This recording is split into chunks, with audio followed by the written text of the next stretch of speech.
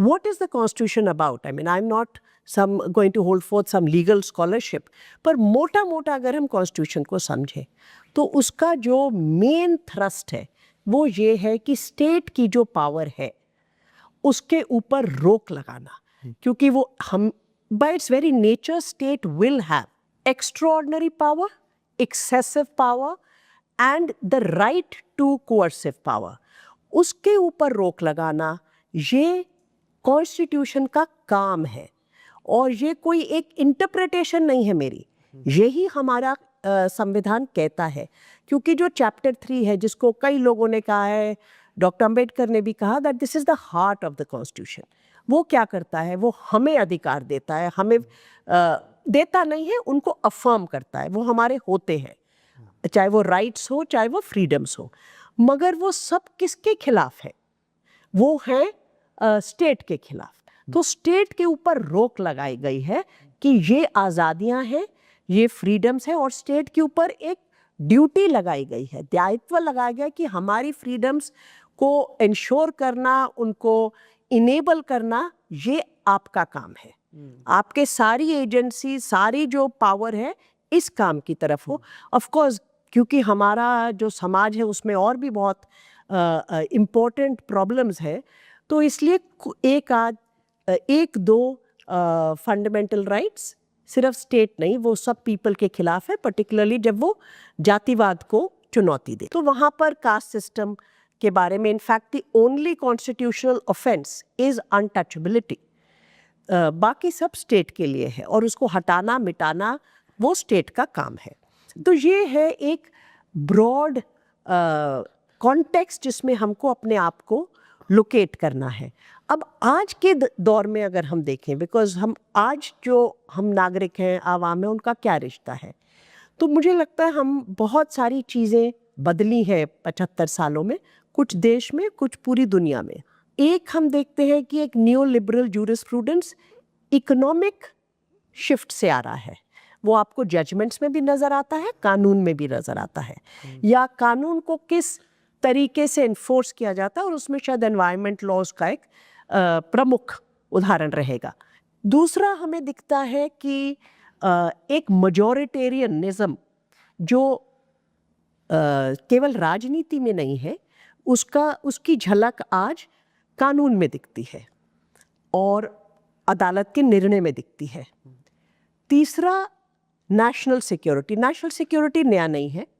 National security कुछ हिस्सों में तो बहुत अहमियत हमेशा से रखता है, चाहे वो arm forces special powers act के थ्रू हो, कश्मीर में या नॉर्थ ईस्ट के प्रदेशों में, मगर नेशनल सिक्योरिटी का जो एक अब इंटरसेक्ट हो गया है इन तीनों का, ये new liberal economic jurisprudence, majoritarianism and national security, उसका जो एक कंजंक्शन से, जो एक बहुत लीथल कंजंक्शन हम देख रहे हैं, उसका जो असर हो रहा है हमारी आज़ादियों पे, उसमें हमको क्या दिख रहा है और कहाँ पर हमें बदलाव की ज़रूरत है, समझ बदलने की ज़रूरत है।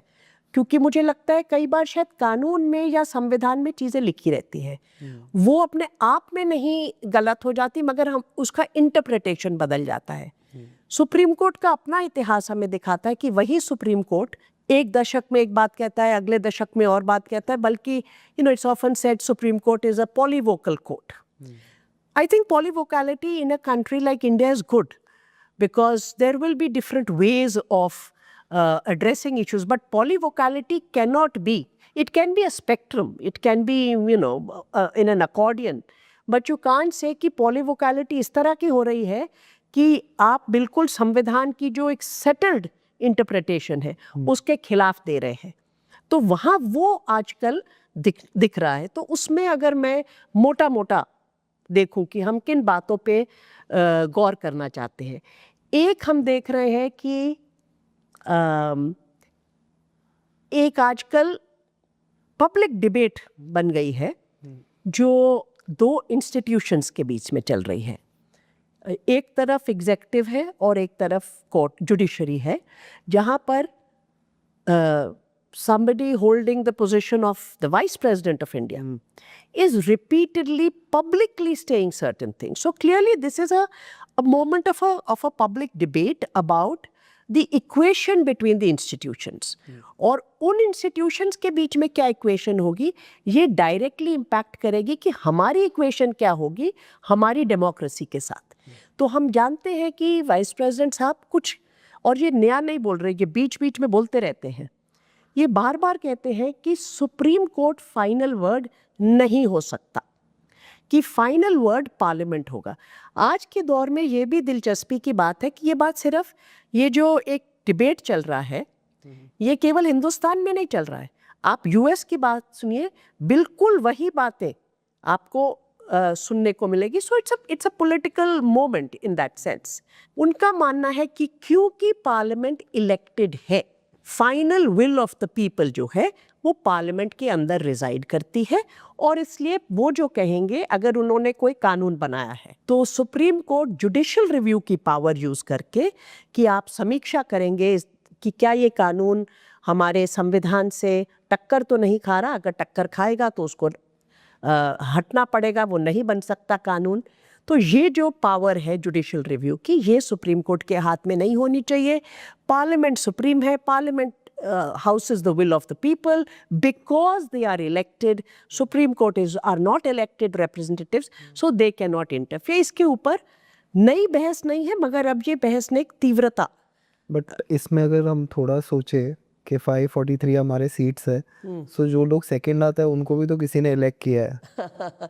मगर हमारा फर्स्ट पास द पोस्ट का सिस्टम है, तो इसके सिस्टम की वजह से तो सुप्रीम कोर्ट नहीं, उससे कि वो जो जुडिशियल रिव्यू की पावर है वो कॉन्स्टिट्यूशन में है, वो, और संविधान in a sense is the collective declaration of the people. In a sense सरकारें आती जाती रहती हैं, उसमें कुछ नया नहीं है हिंदुस्तान में, सब आएंगे सब जाएंगे.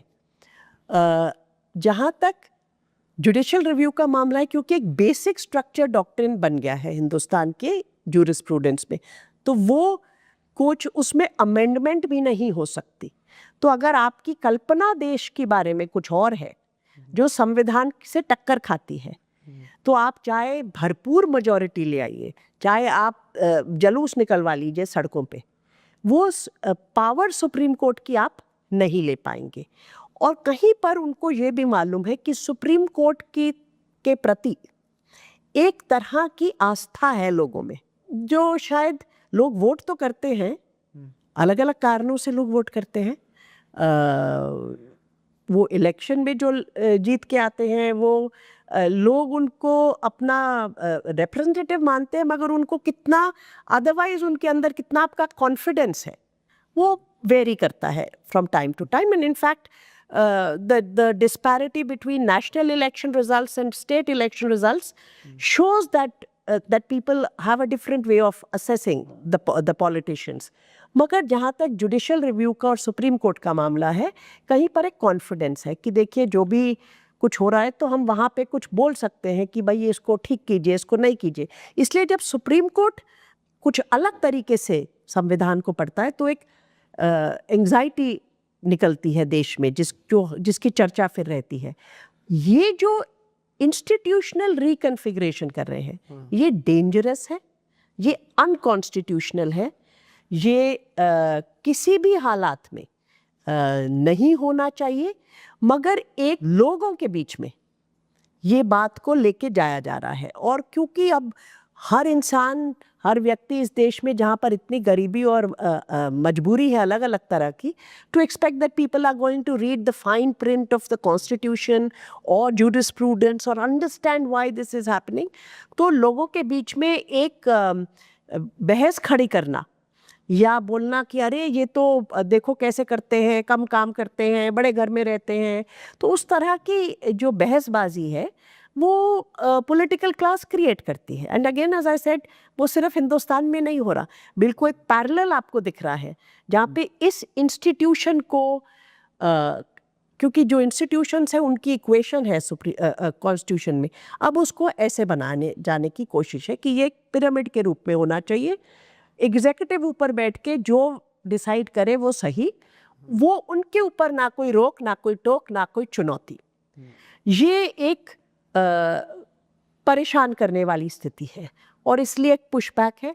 मुझे लगता है जो अभी चीफ जस्टिस ऑफ इंडिया है, जस्टिस गवाई, उन्होंने बहुत एक अच्छा, अभी पीछे ही किसी फंक्शन में उन्होंने कुछ बोला जो मुझे लगता है इस बात के को एक बहुत अच्छा तोड़ देती है। उन्होंने कहा, neither parliament nor Supreme Court is supreme. It is the Constitution that is supreme. What he's also perhaps saying is that अगर संविधान सुप्रीम है तो आप अपना काम संविधान के अनुसार कीजिए, हम अपना काम संविधान के अनुसार करेंगे। इसलिए ये आपके और हमारे बीच की कोई टक्कर नहीं चल रही है, अपने अपने हम काम कर रहे हैं। हैविंग सेड दैट, मुझे लगता है जब इस तरह का प्रहार होता है एग्जीक्यूटिव से, और वो एग्जीक्यूटिव जिसके पास एक मेजॉरिटी है लेजिस्लेचर में, तो आप जिस तरह के भी कानून चाहेंगे पारित करेंगे। चलिए हम लोग चुनौती देते रहेंगे उन कानून, जानते हैं, हम भी जानते हैं कि समय लगता है उनकी वो बहस होने में, निर्णय लेने में, फैसले आने में, तब तक बहुत कुछ ज़मीन पर बदल जाता है। और ये हमने देखा है, चाहे आप आर्टिकल 370 का 5 अगस्त 2019 में वो हुआ, जब तक बहस हुई। एंटी सीए जो पिटिशन्स डाली हुई हैं वो तो अभी तक सुनवाई नहीं हुई।